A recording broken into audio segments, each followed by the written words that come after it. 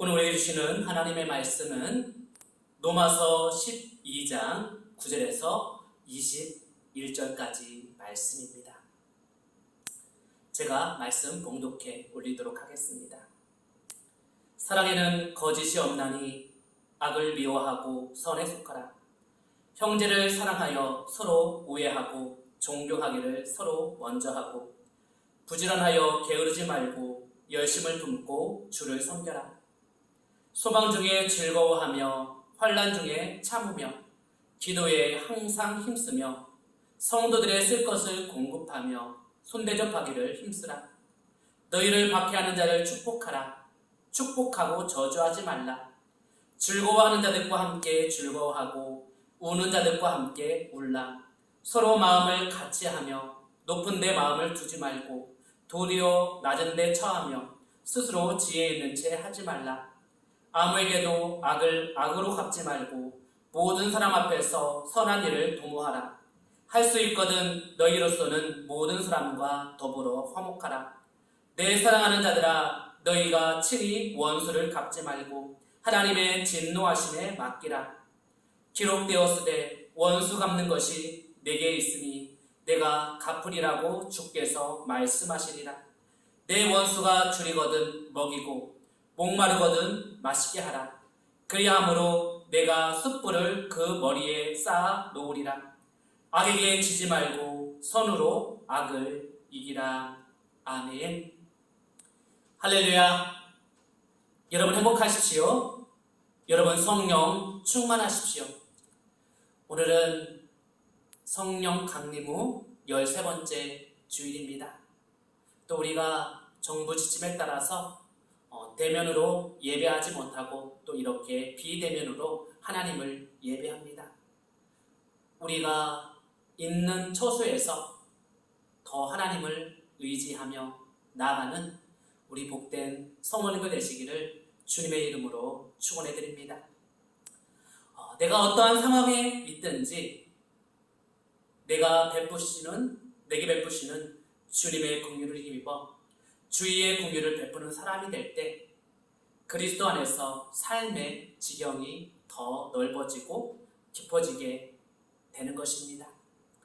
그러면서 주님을 믿는 묘미를 더 느낄 수 있고 기쁨을 계속해서 누려갈 수 있는 것이죠. 오늘 본문은 사랑에 대해서 전하고 있습니다.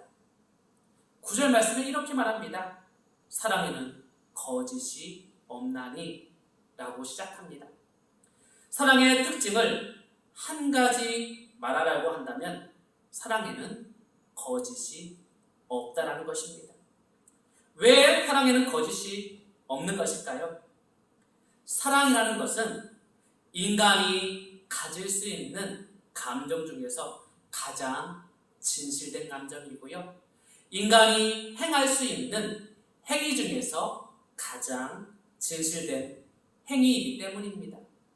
그래서 참 사랑에는 거짓이 끼어들 틈이 없는 것입니다. 사랑은 이처럼 진실되고 신실한 감정이고 또 행동입니다. 이렇기 때문에 그리스도인과 사랑은 불가분의 관계에 있는 것이죠. 우리가 그리스도를 믿는다고 할 때 이 믿음에 해당되는 헬라어는 피스티스입니다. 이 피스티스는 신실함, 진실함이라는 뜻을 가지고 있습니다. 우리가 주님을 믿는다는 것은 진실해지는 것을 의미합니다. 주님을 믿는다는 것은 신실해지는 것을 의미합니다. 그러므로 그리스도 앞에서 신실하고 진실한 사람의 삶 속에 신실하고 진실한 사랑이 담기는 것은 너무나도 당연한 일입니다.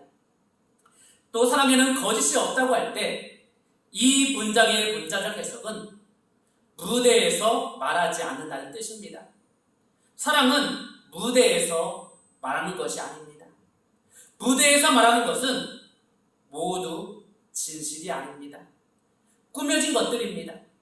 신실하지 않는 사람이 신실한 것처럼 연기하는 것이 무대입니다. 전혀 진실되지 않는 사람이 진실된 것처럼 행동하는 것이 무대입니다. 사랑은 이러한 것이 아니라는 것입니다. 사랑은 진실과 신실을 연기하는 것이 아니라 정말 진실해지고 정말 신실해지는 것입니다. 사랑한다고 하면서 그 속에 거짓이 들어있다면 그것은 성경이 말하는 참다운 사랑이 아닌 것이죠.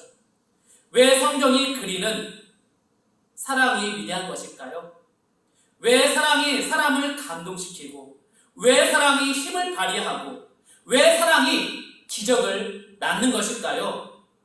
그것은 사랑이 진실되고 또 신실한 것이기 때문입니다. 진실하고 신실한 것보다 더 큰 힘은 없습니다. 사랑이 거짓이 없는 이유, 또 사랑이 진실하고 신실한 이유는 사랑이 악을 미워하고 선에 속하기 때문입니다.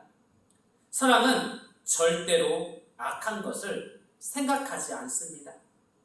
또 사랑은 언제나 선을 드러냅니다. 사랑 자체가 진실하고 신실하기 때문입니다. 고린도전서 13장 6절 말씀에 바울은 이렇게 고백합니다. 불의를 기뻐하지 아니하며 진리와 함께 기뻐하라 라고 말합니다. 불의와 진리, 악과 선은 절대 한 자리에 같이 있을 수 없는 것이죠. 불의가 있다는 것은 진리가 배척되었음을 의미하고, 선이 있다는 것은 이미 악이 물러갔음을 의미합니다. 적당하게 불의와 타협하고 또 적당하게 악을 즐기면서 동시에 진리도 행하고 선도 드러내는 방법은 존재하지 않습니다. 그래서 악을 미워하는 것과 선을 행하는 것은 동전의 양면과도 같은 것입니다. 악을 미워하는 것은 곧 선을 행하는 것이고, 선을 행하는 것은 곧 악을 미워하는 것이죠. 그럼에도 악을 미워하고 선을 행하는 이 두 가지 중에 어디에 더 비중을 두느냐에 따라 삶의 결과는 달라지는 것입니다. 예를 들어보도록 하겠습니다. 컵에 물이 절반가량 있다고 한번 생각해 봅시다. 물이 절반가량 있다는 것은 컵의 절반이 비어 있다는 것입니다. 그런데 비어 있다고 보는 것과 차 있다고 보는 것 중 어디에 더 무게를 두느냐에 따라 결과는 달라집니다. 비어 있다는데 무게를 두면 절반이나 비어 있는 것이 되어 마음이 초조해서 곧 급해집니다. 그래서 컵의 물을 빨리 채우려고 합니다. 조급한 마음으로 일을 그르칠 수 있고 정도를 벗어나게 되는 것이죠. 그런데 반대로 물이 차 있다는 데 비중을 두면 물이 절반이나 차 있는 것이 되어 마음이 넉넉해지고 여유롭게 되는 것입니다. 악을 미워하는 것과 선을 행하는 것은 똑같은 말일 수 있습니다. 그러나 악을 미워하는 것에 비중을 두면 미워하는 악을 제거하기 위해 물리적인 힘을 사용할 수 있고, 그 결과 악을 제거함과 동시에 다른 악을 불러올 수 있는 것이죠. 따라서 그리스도인은 악을 미워하되 선을 행하는 것에 초점을 맞춰야 되는 것입니다. 관념 속의 선, 생각 속에 머물러 있는 선이 아니라 행동하는 선, 구체적인 행동으로 드러나는 선이 이미 악을 이긴 결과이기 때문입니다. 선이 드러났다는 것은 이미 그곳에 악이 존재하지 않음을 의미합니다. 그래서 본문 21절은 이렇게 말하고 있습니다. 악에게 지지 말고 선을 악으로 이기라. 선을 행하는 것이 악을 미워하는 것이요 악을 물리치는 것이라는 의미입니다. 거짓 없는 사랑, 악을 미워하고 선을 행함이 사람과의 관계에서 구체적으로 어떻게 드러나야 하는지를 살펴보도록 하겠습니다. 이에 대해 10절 앞부분에서 바울은 이렇게 전하고 있습니다. 형제를 사랑하여. 13절 말씀에 보면 성도들의 쓸 것을 공급하며 손 대접하기를 힘쓰라 라고 합니다. 여기에서 성도들을 따로 구별해서 언급하고 있습니다. 그러므로 10절 말씀에서 말하는 이 형제는 그리스도 안에서 형제 자매된 성도를 의미하는 것이 아니라 한 핏줄을 받은 친형제를 의미합니다. 우리가 거짓 없는 사랑을 행한다면, 우리가 악을 미워하고 선을 행한다면 그 행함이 친형제를 사랑하는 것으로 드러나야 하는 것입니다. 우리가 한 부모님의 핏줄을 받아 한 형제로 태어났다는 것은 실로 대단한 일입니다. 하나님께서 지어주신 관계입니다. 친형제라면 아무런 갈등 없이 서로 사랑할 수 있을 것 같은데 실제로는 그렇지가 않습니다. 친형제이기 때문에 사랑하기보다는 사랑하지 못하는 경우가 허다합니다. 그러면 형제를 어떻게 사랑하면 될까요? 서로 우애하라 라고 말합니다. 우애라는 말은 한자어로 우자와 사랑, 애자를 사용합니다. 그래서 친구 같은 형제 같은 친구 사이를 이루는 것이 형제 간에 우애하는 것입니다. 친형제가 서로를 사랑하지 못하는 경우가 왜 생기는 것일까요? 서로 요구하는 것이 다르기 때문입니다. 형은 형으로서 동생에게 요구하는 것이 따로 있습니다. 그리고 동생은 동생으로서 형에게 요구하는 것이 따로 있습니다. 문제는 이 둘 사이에 서로 다른 요구가 하나 되기가 쉽지 않다는 것입니다. 보통 가정들을 보십시오. 첫째 아이는 동생들이 자기 말을 따라주기를 바랍니다. 즉, 자기 권위가 지켜지기를 바랍니다. 그런데요, 동생들은 형이니까 무조건 양보해달라고 요구하고 있습니다. 이 서로의 요구가 하나 되기가 정말 쉽지가 않습니다. 그런데 친구는 어떻습니까? 만약 친구 A와 친구 B가 계속 요구만 한다면 이 둘은 절대 친구가 되지 못합니다. 친구 사이는 일방적으로 요구하는 관계가 아닙니다. 무엇이든지 서로 부담 없이 주고받으면서 유익이 되는 관계가 친구 관계입니다. 그래서 서로 즐겁습니다.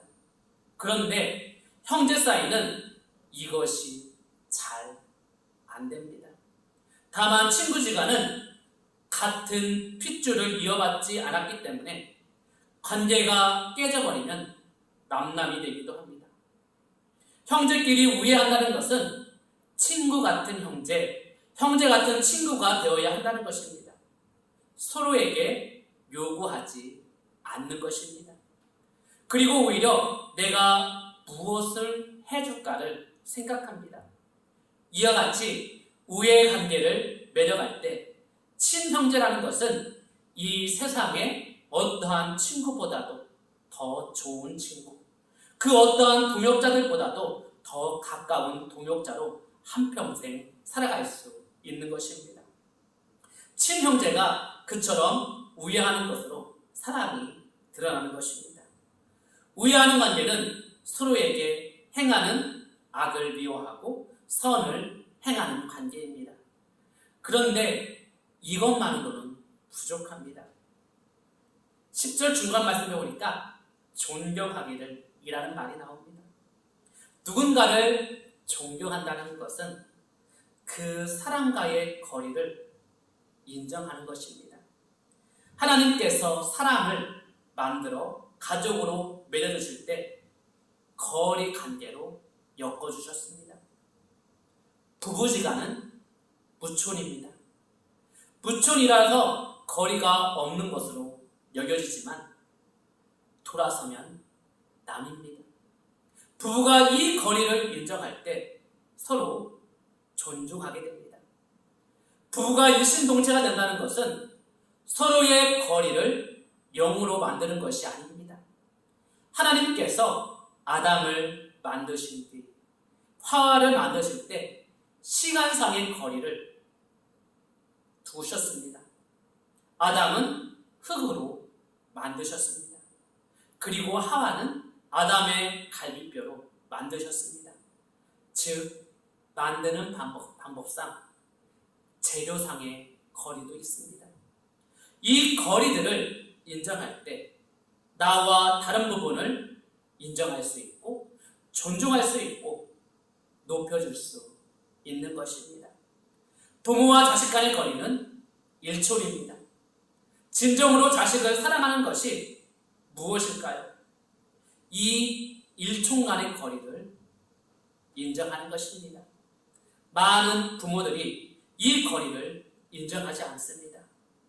대개 부모는 자녀가 부모와 똑같은 생각을 가질 때 자녀를 착하다고 여기고 효자라고 하고 효녀라고 생각합니다. 이러한 부모일수록 자녀에게 깊은 상처를 주게 되어 있습니다.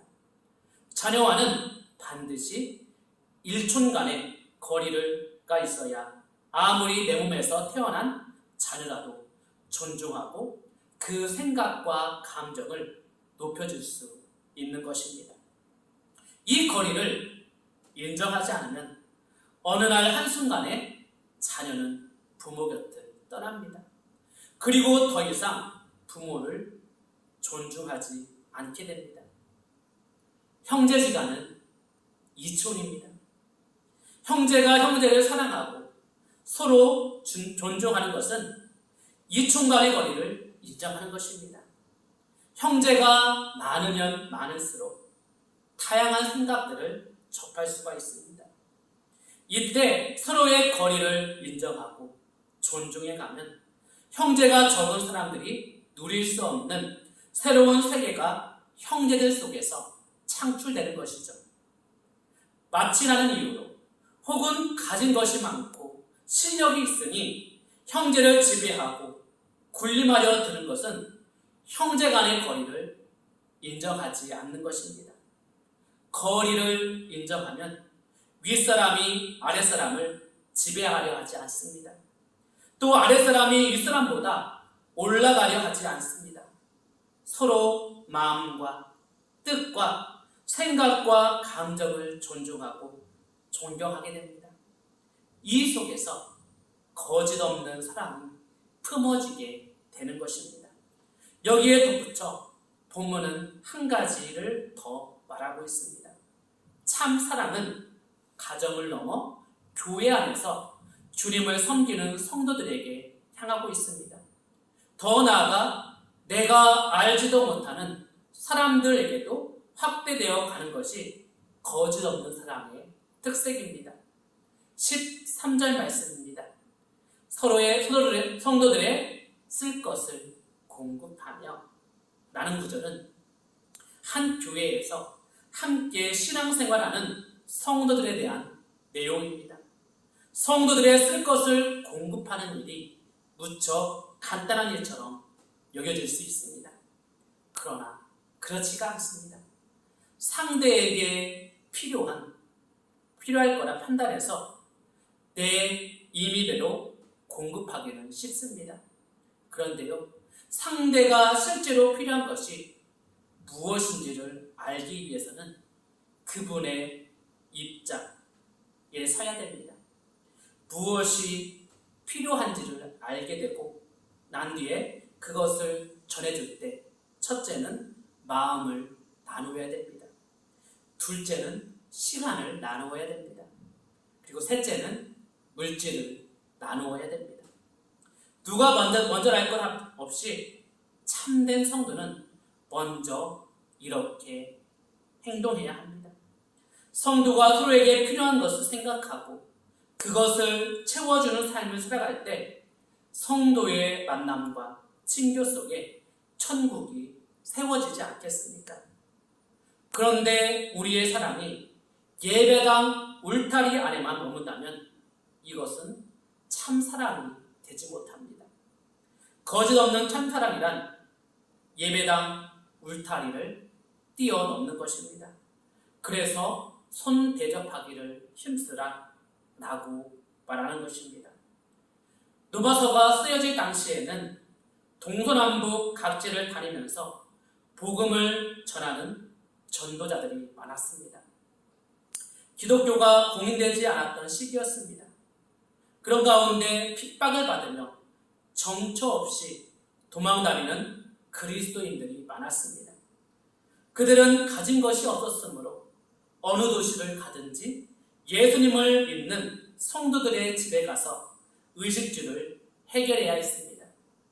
우리가 살면서 이러한 사람들을 보면서 거린 보듯이 한두 끼 던져주는 것으로 끝나는 것이 아니라 귀한 손님으로 여기고 극진히 대접해 주어야 하는 것입니다. 그러니까 사랑은 교회 울타리를 넘어 신앙을 가지지 못한 모든 사람들에게 향해야 하는 것입니다. 마태복음 22장 37절에서 39절에 보시면 율법사들이 예수님께 묻습니다. 계명 중에서 어떠한 계명이 제일 크다고 합니까? 그랬더니 예수님께서는 내 마음을 다하고 목숨을 다하고 뜻을 다하여 주 너의 하나님을 사랑하라 하셨으니 이것이 크고 첫째 되는 계명이요 둘째도 그와 같으니 내 이웃을 내 자신같이 사랑하라 하셨으니 라고 대답합니다.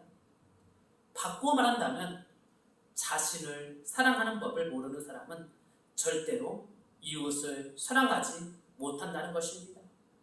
사람들이 이웃사랑을 외치면서도 왜 실제로는 행동하지 않는 것일까요? 자기 이기심, 자기 욕심을 사랑하기 때문입니다. 이웃을 이기심으로 만나니 이웃을 사랑할 수 없는 것입니다. 따라서 하나님을 진실로 사랑하면서 자기를 발견하고 자기의 진리로 가꾸어가는 사람만이 형제를 사랑하고 배우자도 사랑하고 성도들을 사랑하고 이웃도 사랑하게 되는 것입니다.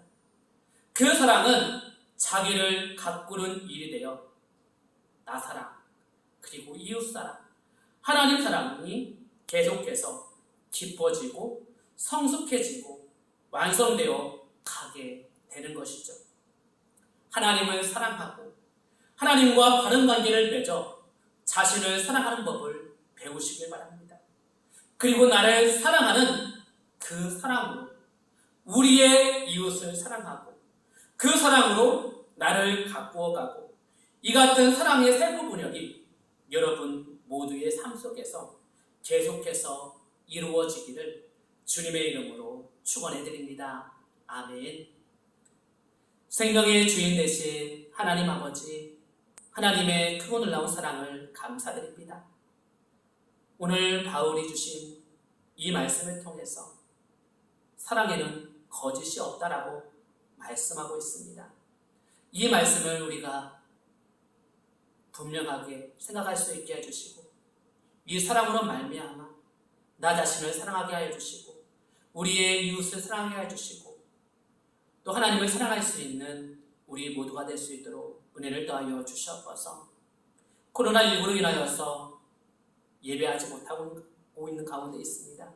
하나님, 정말 믿는 자들이, 믿는 우리가 이 상황 속에서도 사랑의 본질을 보일 수 있게 해주시고 항상 모든 일에 선을 행할 수 있는 우리 모두가 되게 하여 주시옵소서. 또 귀한 한 달이 우리에게 준비되어 있습니다. 9월 한 달도 주님 주시는 은혜 가운데 나아갈 수 있게 해주시고 아름다운 신앙의 열매들을 맺게 하여 주시고 사랑의 열매를 맺음을 통하여서 이웃과 또 하나님 앞에 잘했다 칭찬받을 수 있는 우리 귀한 성도님들 될 수 있도록 은혜 더하여 주시옵소서. 감사드리오며 사랑 많으신 예수님의 이름으로 기도드립니다. 아멘.